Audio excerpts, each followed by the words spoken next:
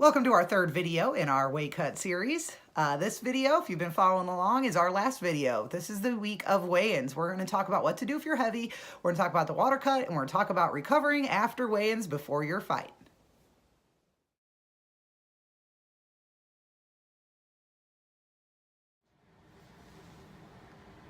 So the first thing I want to touch on is what we should be doing in the gym this week.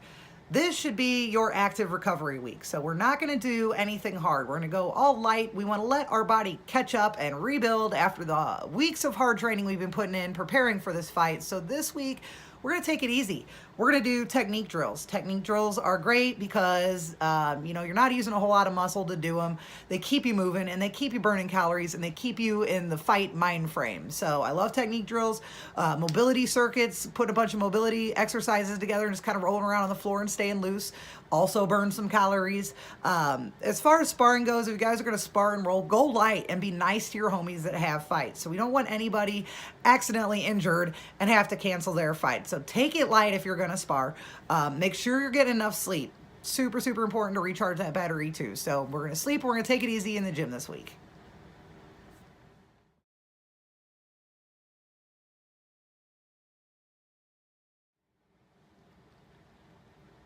So it's the week of weigh-ins, and let's say you're a little bit fluffy. So in case you're going to be overweight, you know you're not going to hit the weight that you need to be other than your water weight, what do you do? So this is our backup plan.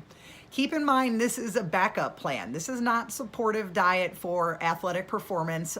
So you only want to do this as a backup plan if you're on weight, if your math is good, and you should make close to your weight within a pound or two of what you need to be other than your water loss. Just keep doing what you're doing. Good job. Just maintain, and you will make weight.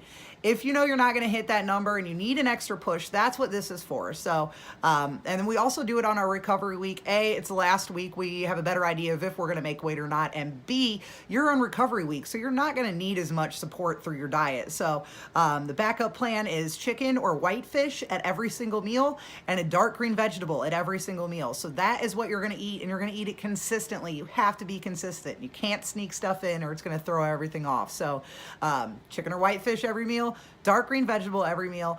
It's going to rip some poundage off of you. So again, be consistent. Don't do this your whole fight camp. It's not supportive for athletic performance, but we will get you to make weight.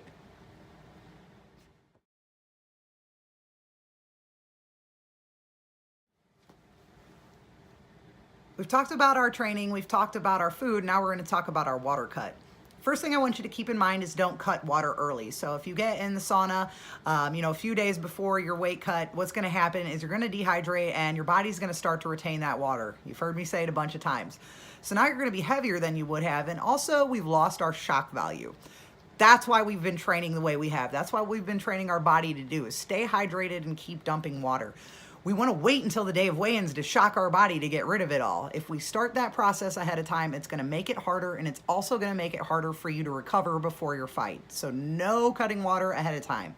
What we are going to do is the day before weigh-ins, we're going to half our water intake. So if you've been drinking a gallon, we're going to go to a half gallon.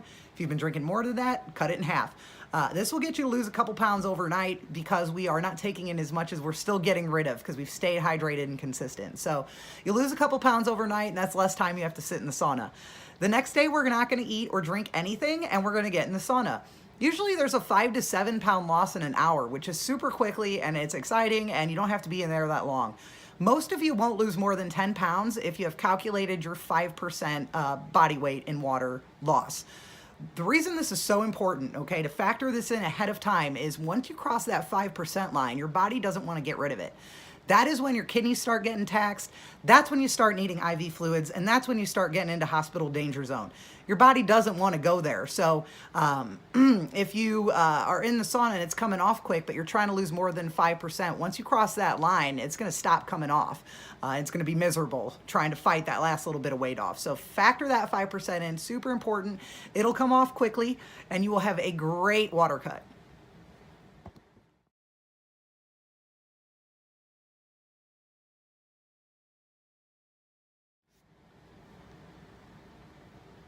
So we've done our water cut, we made weight, and we've hopped off the scale. The first thing I want you guys to do is drink a couple of Pedialyte. What the Pedialyte will do will rebalance your electrolytes and allow you to rehydrate faster. So after you drink your Pedialyte, we're gonna switch to water, and you're only gonna drink water until your fight. As far as food goes, yes, we made weight. Yes, I know you've been eating clean for so long, but you have to save celebration food until after the fight. If you go home and you eat whatever you want right now, you're gonna have bad guts tomorrow before the cage fight, and that is a bad idea. We don't wanna do that. So we're gonna stick to the same foods we have been eating. You're gonna eat clean, you're just gonna eat as much as you want, and you can add in a little bit more variety, okay?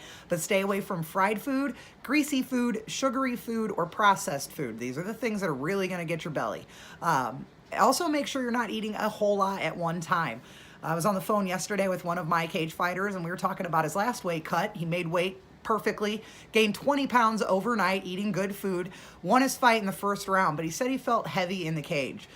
We don't want you to have that heavy feeling, so we want to think about how much we're eating at one time.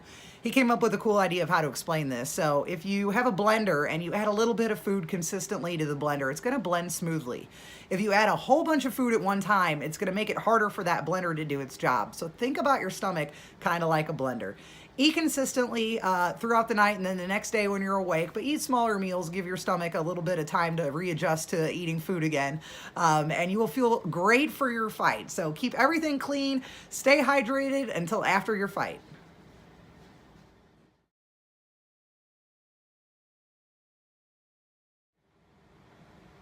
Thank you guys for following along on our weight cut series. This is the final video. We hope you all had a wonderful weight cut. Good luck on all of your future fights. And as always, if you have any questions, please email us at killertendencies@gmail.com. Stay tuned for more great videos on MMA strength and conditioning and nutrition.